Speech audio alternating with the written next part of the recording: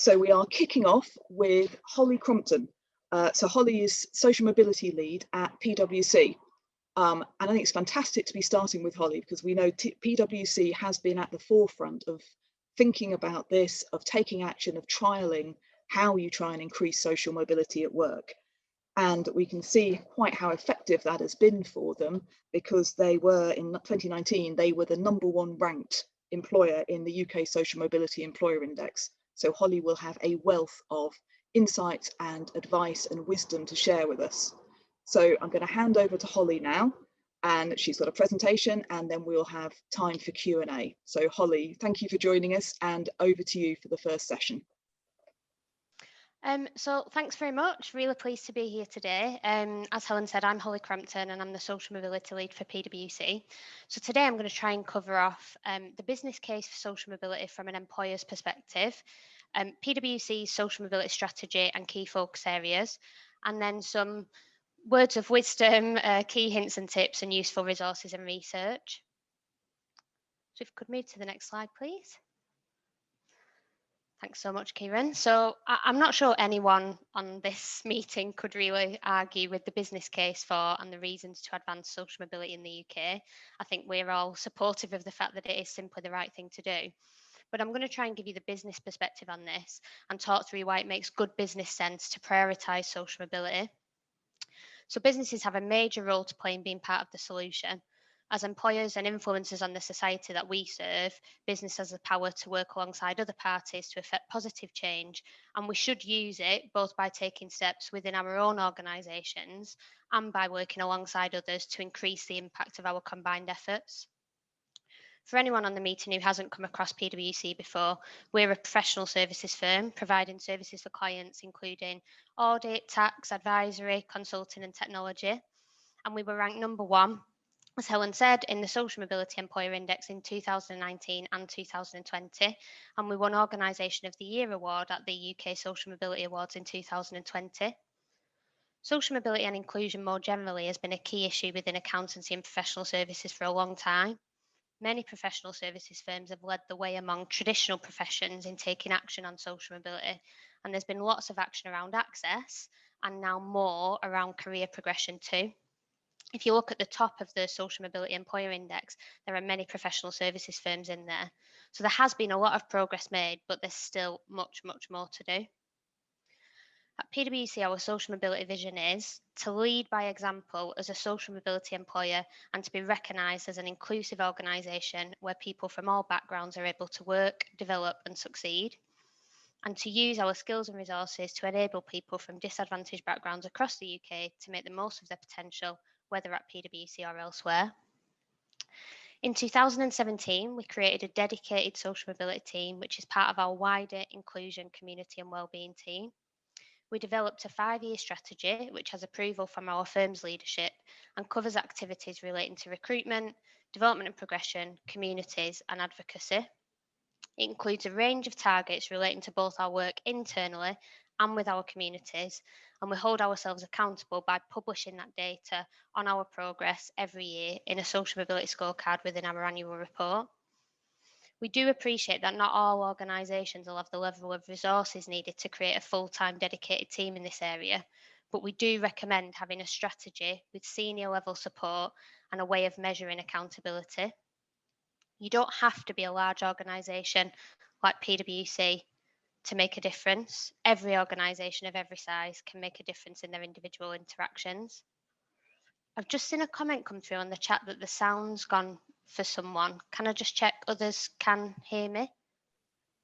I can definitely hear you. Fantastic, thanks Helen. It must just be a problem with that person's internet then. Fab. If we could move on to the next slide please, Kieran, that'd be great.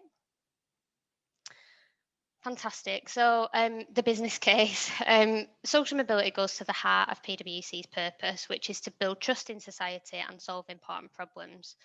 Social mobility is a top priority of our board. The business case for social mobility is the same as and part of the business case for wider diversity and inclusion. Our social mobility team is part of our wider inclusion, community and wellbeing team, as I said, And we think it's really important that we approach all areas of diversity in a holistic way and learn from what we've done around other diversity characteristics like gender and ethnicity with what we do on socioeconomic background. The benefits of increasing gender and ethnic diversity in the workplace are well recognised, and socioeconomic diversity is no different.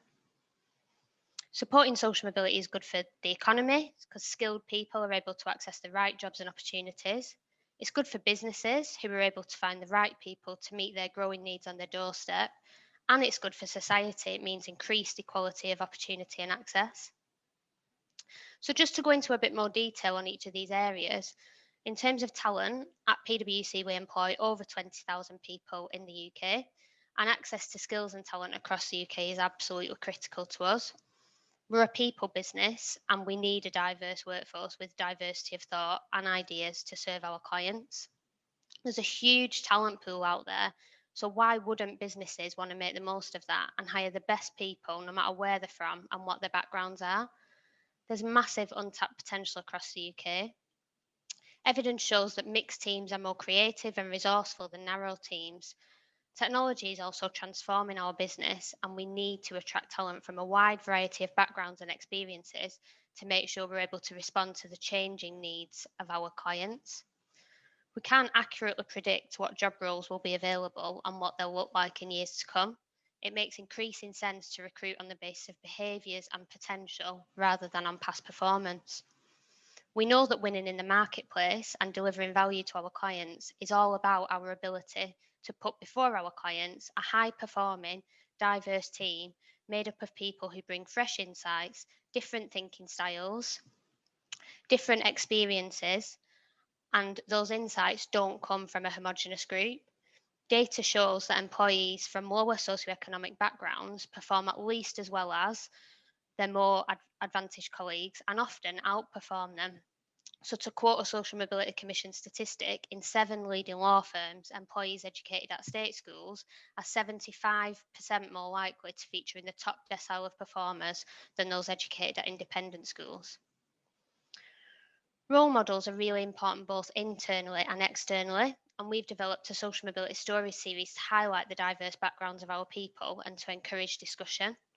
The stories also help to get messages out to the PwC population about the importance of social mobility and the range of things we're doing to support.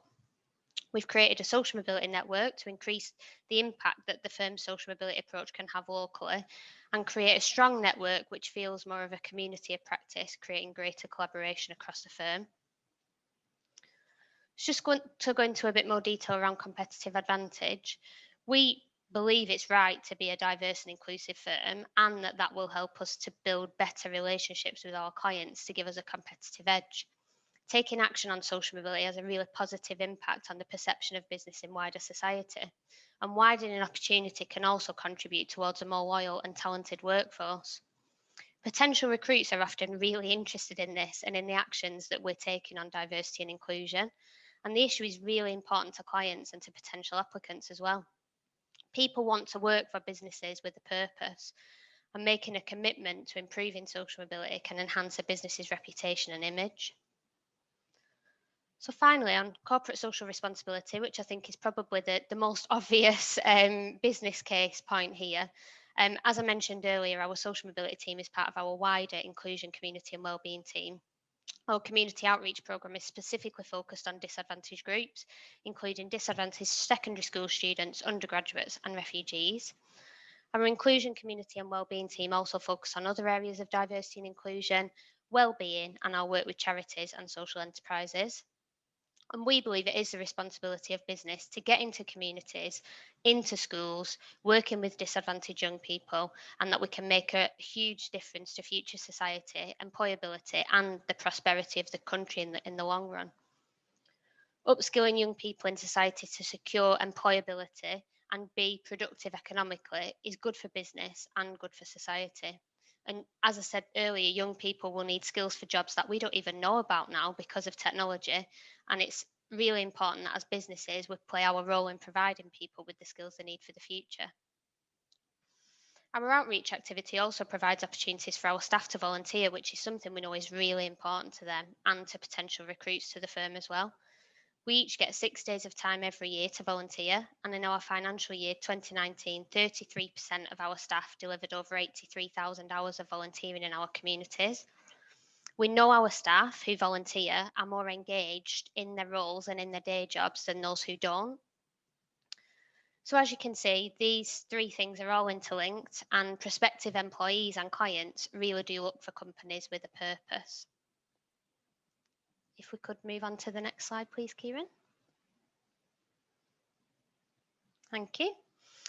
So I'm now going to talk you through our strategy in a bit more detail, along with some of the areas where we think we've made progress, some of the things we've done, and some of the key challenges as well. So the first area of our strategy is recruitment, and our aim here is to attract and recruit more people from disadvantaged backgrounds. A few actions that we've taken. In 2015, we removed UCAS A-level criteria from graduate and undergraduate roles due to the correlation between UCAS scores and socioeconomic background. 2 years ago, we updated our student recruitment process to make it future focused, assessing potential rather than past performance. We aim for a target of 15% of all our hires having received free school meals whilst at school or been eligible for free school meals whilst at school. We're now at 8%, progressing from 6% in 2015, so we are making progress slowly. We've expanded entry routes, including the introduction of our technology degree apprenticeship programme, helping us to access potential whilst removing financial barriers. In 2019, we made the bold step of opening an office in Bradford, now employing 135 people. We work with a much broader range of schools and universities than we have done previously. We work with a number of partners to enable us to work more closely with schools and undergraduates, including Upreach, Teach First, Aspiring Solicitors, and many others. We've expanded our formal work experience programme for Year 12 students and have recruited 225 students from disadvantaged backgrounds to join our paid work experience programme this August. We're working much more closely with the experienced recruitment team than we have done previously, as a lot of the focus previously has been on student recruitment. We're looking to incorporate a parental, occupation, socioeconomic background metric into our recruitment reporting, and looking at ways that we can increase the number of students in receipt of free school meals or eligible for free school meals taking part in our work experience to really make sure that we're reaching the most disadvantaged students with that paid work experience programme. We've also recently reviewed our employee referral programme and increased the focus on diversity and promoted that through our people networks. Just to highlight a few things we've done around development and progression, and in particular, one of the key challenges we've faced over the last couple of years. Our aim with development and progression is to help those we recruit to develop and progress while they're at PwC. Data here is absolutely key and has been a really big challenge for us. We've made strong progress recently in our workforce socioeconomic background disclosure rates. We've significantly improved the level of data on our existing employees in relation to socioeconomic background, but getting data has been a big struggle, and we've had to work really hard to increase that from around 30% disclosure 2 years ago to around 80% now. We encourage disclosure through internal leadership endorsed campaigns, and we've included socioeconomic background questions and the link to the survey in our annual compliance return, which is issued to every employee in April. We use the Social Mobility Commission recommended measures, which you can find in the Social Mobility Commission Employer Toolkit.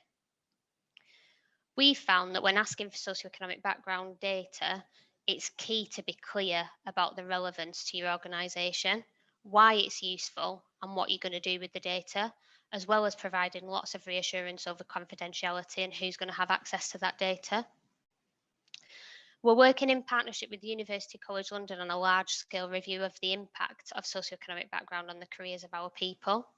They're currently analysing our data around this. We're also planning to include socioeconomic background in our diversity and inclusion dashboard produced for our line of service and business unit leadership teams to provoke any behavioural or operational challenges required. We continue to develop our social mobility stories series, which I mentioned earlier, to highlight role models. And I'll tell you a little bit more about our social mobility network in a moment. So on our community engagement, our aim here is to use our skills and resources to enable people from disadvantaged backgrounds across the UK to make the most of their potential, whether that's at PwC or elsewhere. The objectives of our social mobility community engagement programme are to work with disadvantaged school students, undergraduates and other beneficiary groups such as refugees and our PwC Social Entrepreneurs Club to equip them with the skills to help them fulfill their potential and achieve positive employment outcomes in their career of choice, whether that's at PwC or elsewhere. Remove barriers to access, linking our outreach programme to our recruitment opportunities. Demonstrate PwC's commitment to social mobility. Reach the most disadvantaged areas and groups according to national data, including local authority cold spots, and to provide volunteering opportunities for our staff. In the past year or so, we've built upon our existing schools engagement programme to roll out a national social mobility outreach programme targeting secondary schools. The criteria we use are things such as free school meals levels, attainment, and location in terms of whether they're in a cold spot or an opportunity area. Our primary aim is to equip and empower young people with employability skills, inspiring them to achieve positive employment outcomes in their career of choice. Programme activities are mapped to the Gatsby benchmarks and, where possible, linked to the curriculum too. We have more recently developed an employability skills programme for refugees and asylum seekers in collaboration with the Refugee Council. This has run virtually for the past year, and 100 PwC volunteers have been involved in the design and the delivery of weekly skills sessions. We also work collaboratively with other professional services firms through Access Accountancy, who exist to ensure that everyone has an equal chance of accessing the accountancy profession based on merit, not on background. And also RISE, which is a collaborative outreach programme between the ICAW and some professional services firms to deliver outreach activities to school students across the country. Our main virtual programme for this year, as obviously all our activity over the past year has gone fully virtual, was our New World, New Skills series, which is our 6-week sustained skills development programme. And that has reached over 10,000 students since last November, 96% of whom were from our social mobility target schools using the criteria I mentioned earlier. Like everyone else, we've had to massively alter our approach in the past year to engaging with disadvantaged communities, from being in person to being virtual. There are benefits and challenges to engaging virtually, particularly with disadvantaged communities. Engaging virtually means we can work with a broader range of schools, universities and disadvantaged groups than ever before, both geographically and in terms of numbers of people who are able to access our activities. We do need to all be conscious, though, of the digital divide, access to devices, internet and quiet spaces to work, as well as the benefits for young people we're working with of experiencing the office environment.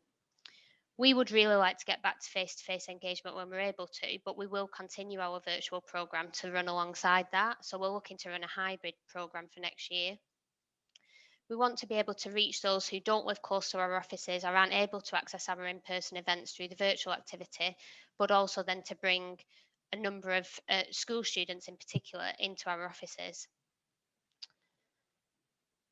During COVID, we've been using our virtual skills to support students, parents and carers to ensure that young people can still develop employability skills whilst many of them have been homeschooling. Our employability skills toolkit contains free lesson plans and resources suitable for students aged 13 to 18, covering topics such as technology, well-being and how to manage money, all of which can be easily delivered from home. Our feedback from teachers has been great, and they've really appreciated this resource to be able to use with their students in the past year. We also have an employability hub which contains e-learns and podcasts. We're one of the founding members of the Tech She Can Charter and have led on the Tech We Can at Home portal, which includes weekly lessons. And finally, just to talk about advocacy, our aim here is to advocate the importance of increased social mobility and be transparent about the impact of our strategy and actions, using a clear, compelling and engaging narrative, as well as collaborating with others to use our influence and be able to achieve the multiplier effect. Our social mobility network, which I mentioned earlier, was launched in 2019 and has over 2,400 members, including 80 champions and 12 partner ambassadors, all of whom are advocates and role models for social mobility internally and externally. We have a dedicated social mobility team with 4 members of staff, including myself. And the network was established to provide a community of practice for staff, either from lower socioeconomic backgrounds themselves or who are passionate about social mobility. It offers a place to share stories, receive mentoring, and inspire and support one another, ultimately supporting career progression. The network is also a pool of thought on relevant issues, challenges, and opportunities. As I mentioned earlier, we've launched a series of social mobility stories to develop visible role models across the firm. Our first story, a number of years ago now, focused on Laura Hinton, who's our Chief People Officer and Executive Board member. Staff are encouraged to share their stories, and we work hard to feature people from a range of different backgrounds, schools and universities, and different lines of service within the firm. Stories are shown on our web pages, YouTube channels, and within our internal news articles as well. We've recently updated our social mobility metrics that we publish in our scorecard to focus much more on the recommended key measure now of socioeconomic background, parental occupation. We hope to also be able to publish workforce data by grade for socioeconomic background based on parental occupation, free school meals, eligibility, and school type in our annual report this year. We work with a number of organisations to advocate the importance of the issue of social mobility. For example, we're a founding member of the Department for Opportunities, the Social Mobility Foundation's campaigning arm, with a professional services sector lead signatory to the Social Mobility Pledge, and we continue our support of the UK Social Mobility Awards. As mentioned previously, we also work with our competitors on the Access Accountancy Initiative and the RISE Collaborative Outreach Initiative. And in the past 18 months, we've worked really closely with the Social Mobility Commission on their employer toolkit and measurement. And 2 members of our staff have also supported them with their strategy and communications. If we could move to the next slide, please, Kieran. So hopefully now I'm just going to share some key sort of hints and tips and words of wisdom, hopefully. So, as I think I've explained, increased social mobility should be in everyone's interest. From a business perspective, it isn't just about CSR. It makes sound business sense too. I think you do need to be prepared to educate before and as you effect change. Government interest in this area might help to push this within your organisation, but it also makes sound business sense to hire the best people, whatever backgrounds they're from. It's a really broad agenda, so it will need input from across the business. You can't just have a centralised diversity team solving all the challenges. Everyone's got a role to play, from thinking about who they're recruiting, what they're paying them, who they're choosing for work, who they're choosing for particular assignments and projects, and who they're giving a promotion or a pay rise to. We need to keep this front of mind. Learning from other areas of diversity is absolutely key. Social mobility is a newer area of diversity and inclusion, so learning from other areas of diversity is really important. Finding the leaders in your organisation who will be the social mobility advocates is also really, really key. Our chairman, Kevin Ellis, and our Chief People Officer, Laura Hinton, are really supportive and drive our social mobility agenda massively. Setting some objectives and targets with senior buy-in will really help to concentrate minds. Targets aren't the be-all and end-all, and they're not going to solve things on their own. But obviously, with many of us being very focused on data and what the data is telling us, targets can really help to prompt and promote change. Collaborate with other organisations. As you can see, we're collaborating with our competitors on lots of different initiatives. We know this problem can't be solved alone by one organisation. And finally, I think don't underestimate the difference that you can make. As I said earlier, every organisation of every size can make a difference on social mobility. I'm sure some of the other speakers throughout the day might highlight useful resources and research, but I just wanted to share with you a few of the ones that I've found really useful or that we've been involved with. So the Social Mobility Commission Employer Toolkit and Microsite have been key for us in terms of helping to develop our strategy. The Social Mobility Foundation Employer Index Key Findings Report and our individual feedback report that we receive are also massively useful in terms of developing our strategy. if you want to find out more about our work on social mobility, if you visit our website, you can find the report that the Social Mobility Pledge did on our work on social mobility a couple of years ago. And finally, the Sutton Trust Social Mobility in the Workplace Employers Guide has also been massively helpful to us in terms of developing our strategy. And if we move to the next slide, that's everything. So thank you very much. And I think there's time for questions. Is that right, Helen? Fab. Yeah, that's fantastic. Thank you so much, Holly. It's a brilliant start to our day. So we've got a couple of questions which I'm going to go through. Please do keep putting your questions in the Q&A box because we've got a good amount of time. I mean, I've got lots, but it would be better to ask the questions that you've all got. So I'm going to start with a couple that we've had. So first, really interesting, something I was thinking as well. You said early on that one thing you'd done was to switch to assessing candidates for future potential rather than past performance. And I think you said that had been quite a crucial shift, but it doesn't sound straightforward. Could you talk us through how do you do that? How do you assess for potential rather than the past? Yeah, absolutely. And it isn't something that's really straightforward. I think the process that we used to have was a competency-based interview process. So that is, somebody coming in for an interview and you asking them questions about, tell me about a time when, give me an example when. And I think what that is doing is looking backwards and obviously is looking at, what it can do is to advantage people who have had opportunities that others haven't. So just as an example, if you've been president of the rowing club at university or at secondary school, you've got lots of different examples to talk about where you've had the opportunities to be able to develop some of those skills. And I think students who might have been working to put themselves through education or might have been caring for family members might not be able to see the link between what they've been doing and those skills as much and might not be as comfortable using those examples in an interview. So assessing past performance is something that we didn't want to do anymore. So we worked with an external supplier organisation to completely overhaul our recruitment process. We made it much more technology enabled, but we also now put students in a scenario and ask them about what they would do rather than look back in terms of what they have done.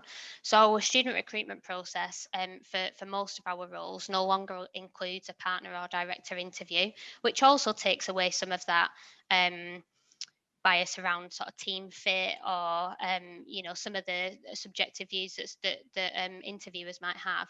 And all of our recruitment is done by trained recruiters, and the main part of the recruitment process, it actually includes a game-based assessment, an application form, in some cases a video interview, but then the main part of it is an immersive assessment day where we try and put the candidate in the position that they would be in if they were doing the job at PwC and give them different roles and scenarios for them to sort of act out and do it as if they were working, which obviously allows us then to assess their potential rather than looking back at their past performance. It's really interesting. When you started using that, did you see a difference in which kinds of people performed well as compared to people who would have performed well under the old system? Yeah, I think we have. I mean, we're still only a couple of years in, so we're still sort of analysing all of the data around that to see what that's done in terms of the diversity of our recruits. I think, as I said, earlier, we have seen a small increase in the number of our recruits who were eligible for free school meals. So that's really positive and indicates that there has been a shift. But we do very detailed analysis around where people are falling down at the recruitment process and what the different diversity characteristics mean when people are progressing through that process. So yes, I think the initial findings are positive, but obviously we do continue to keep that under review and we'll have more data on that in the next year or so. And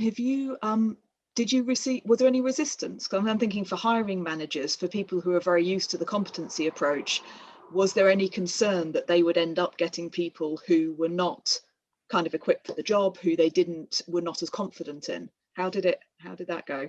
Yeah, I think there was initially. I think one of the things we really tried to do when we overhauled the recruitment process is to highlight the time savings for the business in terms of having trained recruiters deliver the entire recruitment process rather than having partners and directors having to take lots of time out to do lots of different interviews. So obviously from their perspective, that was a positive point, that it saved them a lot of time. I think probably early on there were some concerns around, well, you know, who we're going to get then, who's going to be joining our team. We're not even going to have met them in some cases. But there's certainly, given the quality of recruits that we've had through the process, and I think the fact that they can now see that they are getting strong performers and they're getting really good people through the recruitment process, that reassures them that we've made the right move. Yeah, that's it. And did you have to then make any changes to your induction? If you're getting a different kind of person in, did that have knock-on effects to induction or training or how you kind of onboard people? Yeah, I think, I mean, this year we've made massive changes to our induction anyway, because obviously it's all been done remotely, which is very different. But I think we've always tried to make sure that our induction is as, um, as open as possible to people from different backgrounds, because I don't think, we were still recruiting people from less privileged backgrounds before we changed the recruitment process. It's just that hopefully our recruitment process is going to make that easier. I mean, we can easily recruit more people from disadvantaged backgrounds, so I don't think we've had to make any major changes. Obviously we've made it much more technology enabled, particularly in the past year.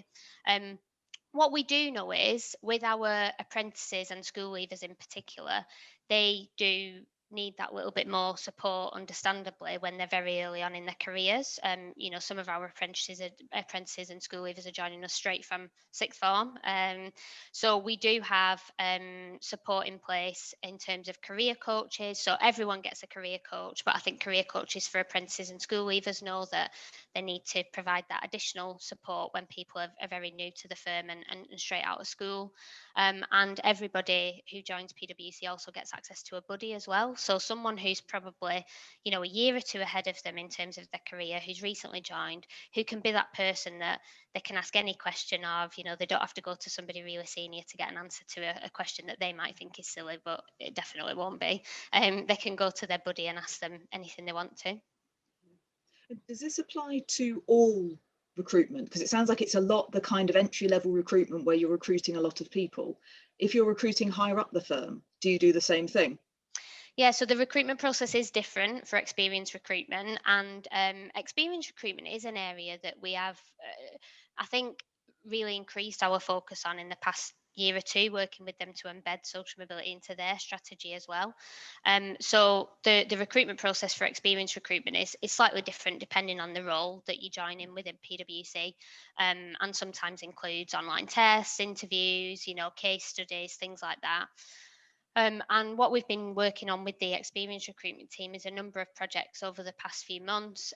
One I mentioned is around the referral program. So we have an employee referral program. And I think our worry with an employee referral program is you get what you've already got. Because if you've got people from the firm referring people that they know and they have networks with, then you're going to get the same level of diversity to what you've already got. So what we've done with the employee referral scheme is completely overhauled it and improved the language around it, really, really focused in on diversity and making sure that people are thinking about diversity when they're referring people. And also we've promoted it out through our people networks, which are obviously, networks of very diverse groups of people, and encourage them in particular to really promote it with their external networks as well. A couple of the other things we've been working on with the experience recruitment team are looking at which agencies the experience recruitment team are working with, and are those agencies focused on socioeconomic diversity and broader diversity, and also providing agencies with a briefing around what we're looking for in terms of shortlists of candidates. So we really want to see shortlists of candidates with very diverse groups of people, including socioeconomic background. So we are working much more closely with the experience recruitment team than we ever have done previously, which is fantastic. Absolutely. So we've got a couple more questions. So one question, you talked about getting focusing on cold spot or opportunity schools. Where do you get the data for those? How do you identify them and then make links with them? Yeah, that's a really good question. So we target secondary schools on the basis of free school meal data, which is publicly available data, available on the Department for Education or equivalent website for the devolved nations. And you can literally go on and download that and get access to that. We also look at attainment of those schools, which again is publicly available data on the same web pages. In terms of cold spots or opportunity areas, cold spots are defined by the Social Mobility Commission. And if you look at their State of the Nation report, and if you just Google social mobility cold spots, Social Mobility Commission, all of the cold spots in the UK will come up. So we also target secondary schools in those areas, regardless of whether they've got a higher than average proportion of students in receipt of free school meals. Opportunity areas are that's an initiative that was launched a number of years ago. We're actually a cornerstone employer in the Bradford opportunity area, but there's 12 opportunity areas nationally. Again, you can find that information on the gov.uk website, and they're all cold spots or have been cold spots at some point, depending on the data. But they're areas where the government made a increased investment in those areas to really try and work towards improving social mobility. Just in terms of how we make connections with them, that is a challenge. So what we generally find is the type of schools that we want to target are schools where, the careers lead might be teaching full time and they're very difficult to get hold of. Obviously, within schools it's not easy to reach the right person if you ring the reception or you get through to the front desk. And the teachers that we want to contact are often, in and out of lessons and not available when we call. So what we do with that is we use lots of different partner organisations and networks to be able to reach schools. So there's lots of partner organisations now who focus on working with diverse groups of students, and particularly thinking about socioeconomic background. And we also work closely with the network of enterprise coordinators. So the Careers and Enterprise Company have a network of enterprise coordinators that are usually, I think, employed by either the local LEP or the combined authority. And we work really closely with them because they've got connections with a number of schools in the area to help support their career strategy. So they can help to get us relationships with those schools and get us into those schools as well. Fantastic, thank you. So another question, so do PwC, do you have grassroots diversity programs to increase representation from people from lower socioeconomic groups in senior roles? And if so, how do you assess someone's eligibility for a targeted intervention like that? Yeah, I think that's a really good question. We don't have a programme that particularly focuses on socioeconomic background in terms of progression, like a progression program, if that makes sense. But we do have a number of progression programs within PwC that are targeted at diverse groups and open and available to diverse groups, where now we've got more data on socioeconomic background, we plan to also monitor who's getting on those programs and what backgrounds they're from going forward. Great. I hope that answers that question. I think so. Yes, Rachel, if it hasn't answered your question, please do pop a follow-up in. But just focusing on, so we've talked a lot about the entry to PwC, and you've obviously said some work is now being done with the experienced recruitment team. So I think the question is, strategically, how do you ensure the roles higher up the organisation are diverse? Or is the strategy that you get diverse candidates in, and then that will happen through the support and training that they're given to progress through PwC? Both, absolutely both. So we do want to get diverse candidates into PwC and then help them to progress. And we want to look at with the review of the socioeconomic background data, are people from disadvantaged backgrounds leaving at particular grades? What do we need to do to support them to be able to progress into those senior roles? I think we absolutely also want to be able to improve the level of people we're recruiting at those positions into the firm that are from diverse backgrounds. So that's why we're doing all the work that we're doing with the experienced recruitment team to try and improve that. I think one of the other things that we've been working on, which I mentioned, is around our social mobility stories series and providing role models. So we do have a number of people within the firm who are in very senior positions who are from disadvantaged backgrounds themselves. I've talked about Laura Hinton. There's a number of other partners and board members who are. But part of the problem is that people in very senior positions have often spent a long time trying to hide their background because that's what they think they need to do to get into those very senior positions. So, what we're really trying to do is encourage those positive role models to really talk about their background.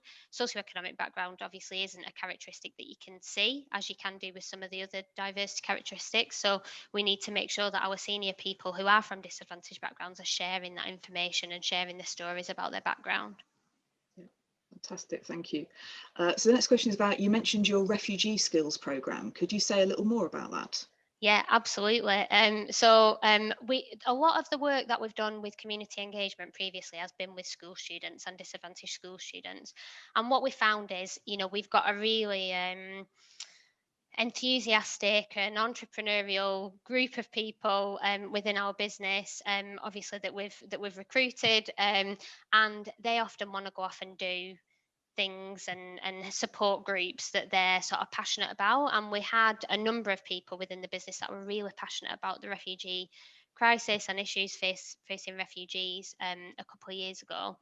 And we decided that we therefore wanted to work with refugees as a group in terms of our community engagement program, and also to provide our enthusiastic volunteers with the opportunity to do something they're really passionate about and support groups that they're really passionate about. So we have developed a partnership with the Refugee Council, who we work with really closely. They obviously provide us with access to their beneficiaries, their refugee clients, and we worked with them to develop a virtual skills program running across a number of weeks. One really positive thing that we have done with that program is get the experience recruitment team involved. So I mentioned that we're working much more closely with the experience recruitment team. Obviously, they're not. They don't always see the link with our outreach work with school students as much as the student recruitment team do, because obviously they're not recruiting school leavers, they're not generally recruiting university students. So they were really keen to get involved with something that was more more, it felt more like it fitted with their roles. And part of what we wanted to do with the refugee skills program was to review CVs, do mock interviews, provide hints and tips. And our experience recruitment team are really well placed to do that. From a student recruitment perspective, we don't accept CVs. We just have an online application form, whereas obviously for experience recruitment, we do accept CVs, and it's a little bit different. So the experience recruitment team got really heavily involved with the refugee skills program. It was delivered across, I think, 6 or 8 weeks, and as I said, we did a number of skill sessions, including mock interviews and CV reviews. Whilst the experience recruitment team were working on that, they were aware of a couple of roles that had become available within our ServiceNow IT team within PwC. And we actually managed to place 2 of the refugee clients on paid work placements with PwC in the ServiceNow team, who are now undertaking their placements, which have been 8 weeks of training and 16 weeks of working with us. So I think that by getting the experience recruitment team more involved in the community engagement, that's another way that you can really help to make sure that you are recruiting diverse groups into the organisation. Fantastic, thank you. Quick follow-up, just clarification about the diverse grassroots diversity programs.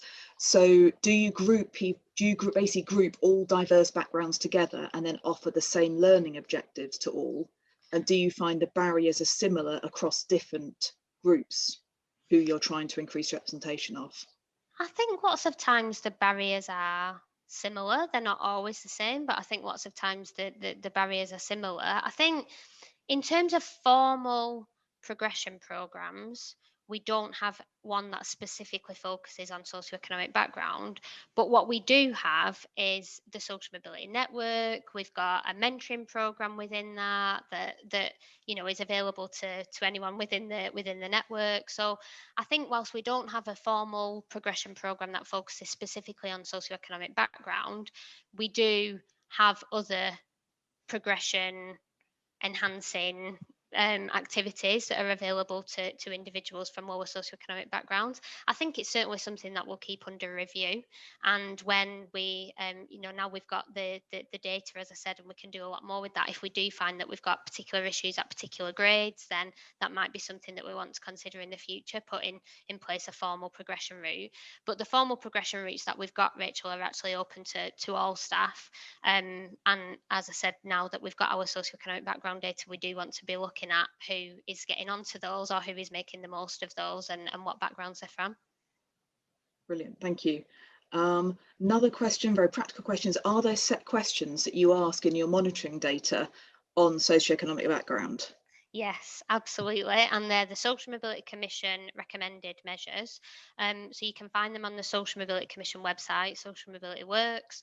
And the key question, so the Commission say if you're only going to ask one question, ask parental occupation.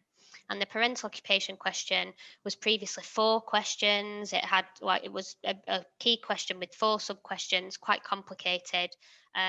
But the Commission have actually reviewed that and now have one key parental occupation question that you can ask. So that's been really helpful for us in terms of improving our disclosure around parental occupation, because I think people find it much more straightforward to answer, one question rather than the 4 sub-questions. We do still also ask about free school meals eligibility, school type, and also parental education as well, because we have a large graduate and school leaver intake, and that's what that question is designed for. And I can see the follow-up question. We ask everyone, so we ask all applicants to the firm, student and experienced applicants. We ask, obviously that translates through to the hires, so we've got data for applicants, data for hires, and then we ask our workforce as well. So we ask our workforce through a Google survey, actually, because unfortunately on our HR system we haven't got anywhere to store socioeconomic background data. So we asked through a Google survey. Obviously all that's held confidentially in a data lake by our data intelligence team, but we've circulated that Google form around our staff, from our chief people officer. It goes in our compliance returns, and it goes in every article that we put out about social mobility on our internal news network as well. That's brilliant, thank you so much. Now I think we are pretty much out of time now, but thank you for all your questions, everyone. Those are really, really good questions, so let's keep them coming for the next session. So we're gonna have a comfort break in a minute, so everyone will have 15 minutes to get a cup of tea, stretch your legs, look away from the screen. But first I want to say thank you so much, Hollie. It's been a wonderful start to the day and oodles of both inspiration and insight. So thank you so much for joining us.